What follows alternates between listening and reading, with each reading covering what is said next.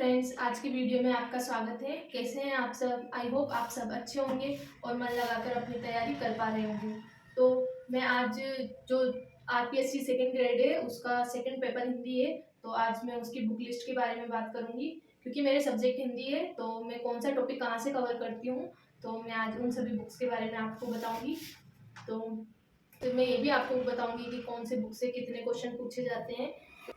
तो चलिए शुरू करते हैं।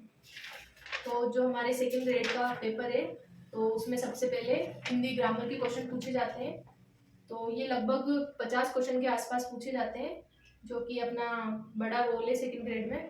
तो मैं बताती हूँ कि मैं कहाँ से इनको कवर कर रही हूँ। मैं जो हिंदी ग्रामर है जो हमारे सेकेंड ग्रेड में फर्स्ट पोर्शन है, तो हिंदी ग्रामर के लिए मैं हिंदी व्याकरण एवं रचना प्रबोध जो 9th से 12th की बुक है, तो हिंदी ग्रामर में यहाँ से कवर करूँगी। जो भी हमारे सेकेंड ग्रेड में टॉपिक लगते हैं ग्रामर के, तो आप उनको इस बुक से पढ़ सकते हैं। और इसके बाद में मेरे पास खुद के नोट्स बने हुए हैं सेकेंड ग्रेड के हिंदी ग्रामर के, तो मैं वो आधे टॉपिक इसमें से भी देख रही हूँ। इसके अलावा क्योंकि थ्योरी तो हम एक बार पढ़ेंगे तो उससे हमारा क्लियर हो जाएगा, लेकिन ग्रामर में सबसे ज़्यादा तो प्रैक्टिस की ज़रूरत होती है। तो प्रैक्टिस के लिए जो दिशा 2020 की बुक आती है, तो ये बेस्ट बुक है। और अगर आपके नोट्स है और इसके अलावा जो ये रचना प्रबोध वाली बुक है और PYQ वाली बुक है, अगर आप ये तीनों पढ़ लेते हो तो ये सफिशियंट है, इससे क्वेश्चन बाहर नहीं जाएगा। इसके बाद में जो स्नातक स्तर के जो टॉपिक लगते हैं, शब्द शक्ति, काव्य दोष, अलंकार, छंद, रस, तो इसके लिए मेरे पास ये अलंकार पारिजात नाम की बुक है नरोत्तम दास स्वामी की। तो इससे लगभग सभी क्वेश्चन मिल जाते हैं। जैसे सेकंड ग्रेड का जो पिछला पेपर हुआ था हिंदी का, तो उसमें जो छंद का क्वेश्चन आया था, तो सेम उसका एग्जाम्पल इसी में से आया था, जो कि मैंने वापस आकर बाद में देखा था। तो आप इसको पढ़ने के बाद आपके पास अगर कोई गाइड है, तो ये सारे टॉपिक हैं जो स्नातक स्तर के हैं, आप वहाँ से भी उनको एक बार देख सकते हैं। और मेरे हिसाब से ये बुक सफिशियंट है।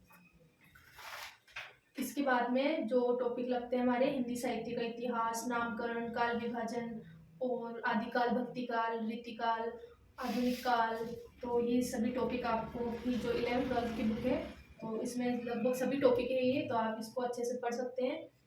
इसको पढ़ने के बाद भी आपको गाइड पढ़ने की ज़रूरत तो पड़ेगी, लेकिन जैसे अगर 40 क्वेश्चन भी इस पार्ट से आते हैं तो लगभग आपको 25 क्वेश्चन इस बुक से आराम से मिल जाएंगे। जैसे एक क्वेश्चन रचनाओं का आया था, तो उसमें से 3 रचनाएं तो इस बुक में थी, लेकिन एक जो रचना थी वो इस बुक में नहीं थी। तो हम ये इसको पढ़कर ये नहीं कह सकते कि हमारे सारे क्वेश्चन सही हो जाएंगे, लेकिन इसमें से लगभग क्वेश्चन मिल जाते हैं। तो इसको पढ़ने के बाद भी हमें कोई दूसरी गाइड पढ़ने की जरूरत पड़ेगी। इसके बाद में जो हिंदी भाषा का उद्भव विकास है, तो हिंदी भाषा का उद्भव विकास, बोलियाँ, राजस्थान की बोलियाँ, देवनागरी लिपि, तो वो सारे टॉपिक भी इसमें है। तो इन सब के बाद में जो बचते हैं हमारे बहुत सारी कहानियाँ, नाटक है और उपन्यास है। तो इसके लिए मेरे पास ये बुक है हिंदी जो सेकंड ग्रेड की बुक है मैया सर की। तो ये बिल्कुल लेटेस्ट वर्जन है, ये अभी उनकी नई बुक आई है और ये मैंने पढ़ के देखी है, तो ये अच्छी बुक है। वैसे कहानियाँ, नाटक, क्योंकि अगर हमें कहानियाँ, नाटक पढ़नी होगी तो हम अलग अलग बुक्स तो नहीं लेके आ सकते, तो उसमें वो सारी कहानियाँ, नाटक, उपन्यास सब इस बुक में दे रखे हैं।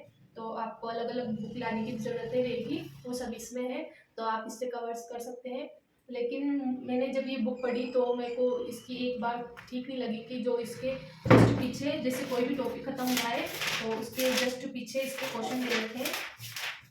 जैसे ये कोई टॉपिक खत्म हुआ है और इधर इसके क्वेश्चन दे रखे हैं, लेकिन इसमें जो क्वेश्चन का आंसर दे रखा है, तो वो बहुत सारे क्वेश्चन ऐसे हैं कि उनका आंसर सही से नहीं दे रखा है।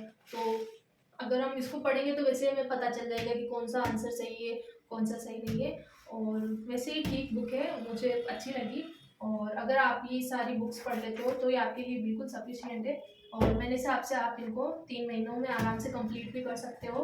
और ग्रामर में तो वैसे आपको बार बार पढ़ने की भी ज़रूरत नहीं है, बस एक बार थ्योरी पढ़ो और फिर ज़्यादा से ज़्यादा प्रैक्टिस करते रहो। और रचनाओं को तो लिख लिख के याद करना पड़ेगा। आप इन बुक्स को पढ़ सकते हो, और मैं तो अभी इन्हीं बुक्स को पढ़ रही हूँ। और अगर आपके पास इनसे भी कोई अच्छी बुक्स हो तो प्लीज़ कमेंट कर ज़रूर बताना। और अगर आपको मेरा वीडियो अच्छा लगा हो तो please like, comment, share and subscribe my channel. अब मिलते हैं किसी नेक्स्ट वीडियो में। Thanks for watching.